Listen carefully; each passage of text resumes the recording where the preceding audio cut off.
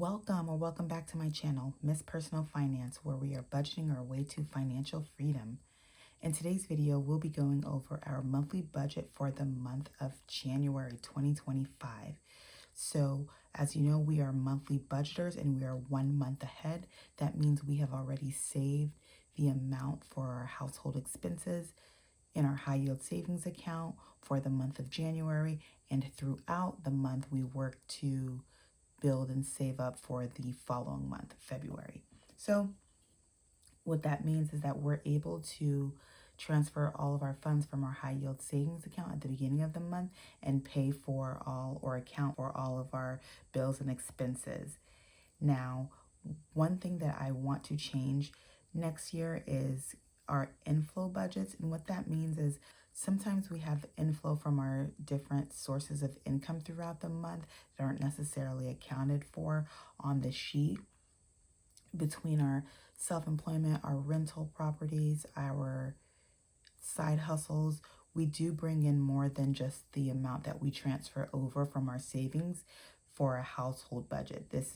That is just like the bare minimum that we need to maintain and run our household. Anything extra will be accounting for in our inflow budgets, which is going to be a little bit of a change. So it's not quite like a paycheck budget, but it will be budgeting all the funds that come in throughout the year.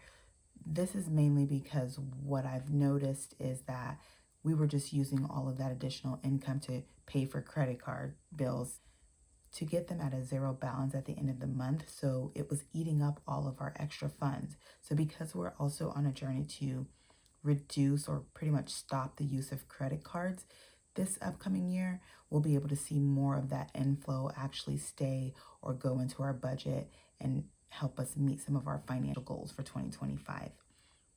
So let's get started. I did make some slight changes to our monthly budget. Some people use budgeting books like The Budget Mom or whatever they can find on Etsy. For us, we are primarily digital budgeters. I do like the monthly overview, so I just print out my own monthly budgets and I just honestly use a hole puncher and put it in a 3-ring binder. So you don't have to spend a lot of money. You don't have to do a lot of things as far as spending additional time or money. As long as you have a budget, you're working on it, you're reviewing it, and you're referring back to it periodically, I think that's good enough. So for one of the changes is I added more space here for the inflow, because typically we only have that one source of income, the 1 month ahead, and then the additional from at the end of the month. I usually just clump all of that together.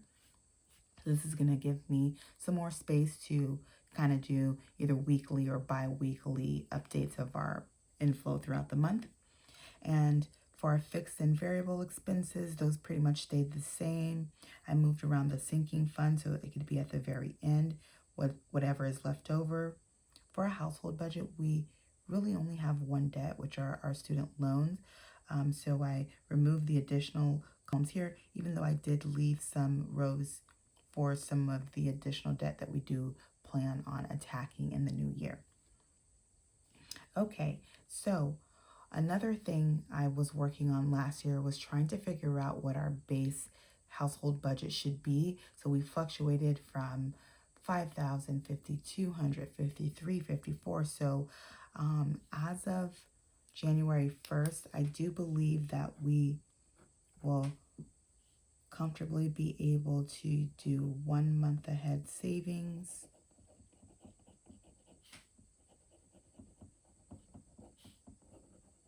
In the amount of $5,000. And again, this is just to take care of our basic household needs, and anything extra should hopefully be going towards our financial goals for the new year.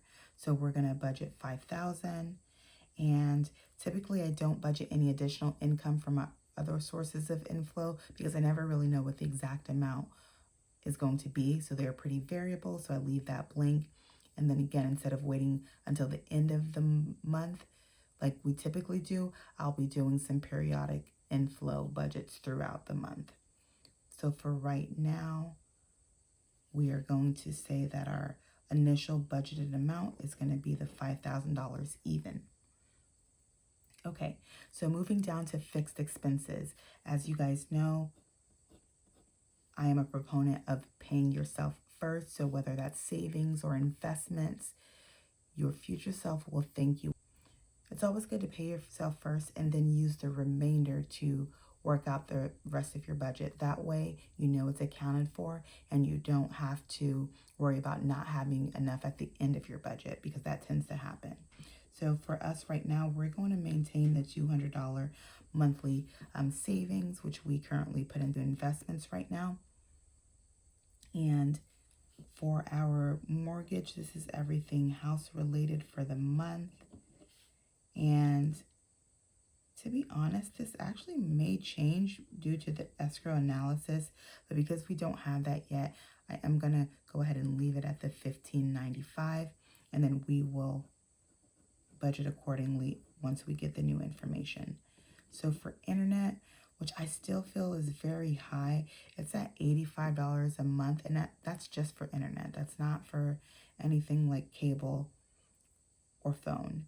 So for cable, we actually have Sling, which is a streaming service, and they're trying to increase that price. So we have to decide on whether we want to keep our current package or make some changes, as they do plan on increasing this amount in the new year. All right, so for childcare, that should be approximately $900 a month. So for our subscriptions, we actually don't have too many. Most things we try to pay annually, once a year, and try to keep our monthly expenses low. Anything that's recurring on a monthly basis, we try to pay it upfront annually if at all possible. But for those that can't, we are at about $10 a month for subscriptions. And I say about because we don't use any change in our budget. I just round it to the nearest dollar. Okay, so for utilities, for electricity, for the last 2 years, I have been doing my own budget billing, which means I've taken the average of what we use throughout the year, divide that by 12, and I pay that same amount every single month on auto pay. So sometimes we have a credit and sometimes we have just enough, but it tends to balance out for the high months and the low months. So I'm going to continue to do that, and I'm going to stay at about $200 a month for electricity, unless something changes in the new year. And for water, I'm going to do the same thing. We do budget billing, and I'm going to keep it the same at the $70 a month that we currently have. Okay, so that should be all for fixed expenses. And as you can see, we do consider savings and investing a fixed expense, aka a non-negotiable. So something to think about when you're taking a look at your monthly budget and what your financial goals are and what's important to you and your household. So for our variable expenses, which for us aren't actually very variable, they tend to stay the same because we just put them all into a sinking fund, kind of like a spending account that has different buckets, and we just let it roll over. So some months we may not use the entire amount, but then some months we may go over that monthly allotment, but we have that extra rollover to account for, kind of serving as a cushion. So for household, this is a combination of both groceries and household items, because the stores that we go to pretty much are all in one place. So instead of trying to break up the receipt, we do about $200 a week, and that's $800.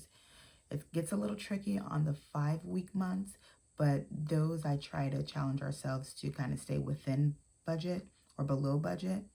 So for the most part, it's a 4-week month at $800 a month for household, which is groceries and household items like toiletries and cleaning supplies. The next variable expense for us is going to be gas, and I don't use a lot of gas, so it's about $50 a week, so that's $200. For miscellaneous, this is like personal. So sometimes you don't see things in our budget like let's say hair or nails or brows. Well, I don't really do my nails, but any personal care, I usually use that or pull that from my miscellaneous fund. So these we don't track every single dollar. We just put the allotment in for the week or for the month, and that's what we use. So we don't have to track every single dollar. I already know that this has already gone toward miscellaneous or gas or household, etc. All right, the next thing that I like to put under here is going to be sinking funds. So I created our new sinking fund categories for the new year, and I like to budget whatever we have left over into our sinking funds and distribute them between the different categories. And like I said, for debt, our only creditor for our household debt is going to be student loans, and it has been on forbearance, like servicers forbearance, the entire year because of some of the things that they need to work out. And the original amount used to be about $500 a month, and we had a minimum payment of $0 throughout this year. We've put at least $100 a month toward it, but the typical amount is about $500. So we'll see how January goes and what happens to our billing. And until we know the exact amount, we're going to try to get back into the groove of paying that larger amount. So when it does come due, our budget is not completely thrown off. So for our fixed expenses, let's go ahead and add that section up. We're at $200, $15.95, $85, $63, $900, $10, $270. All right, so we have $3,123 in fixed expenses budgeted, $500 in debt. This is easy. This is $1,200. So we have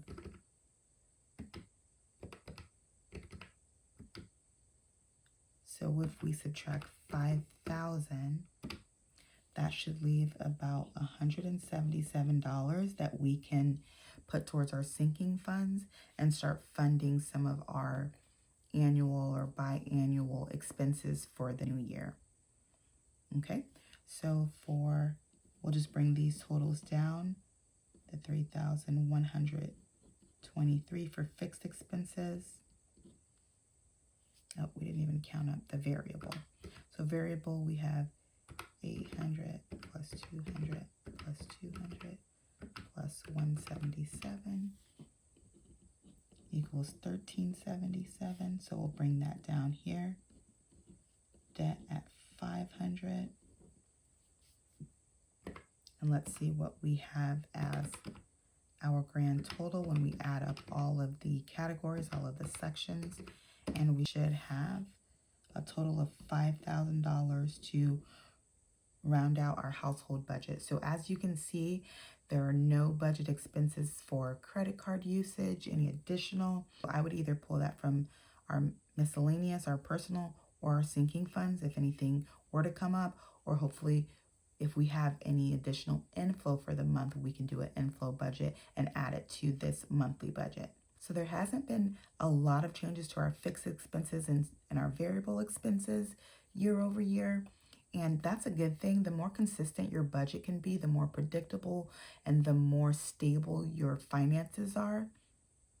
So that is a great thing.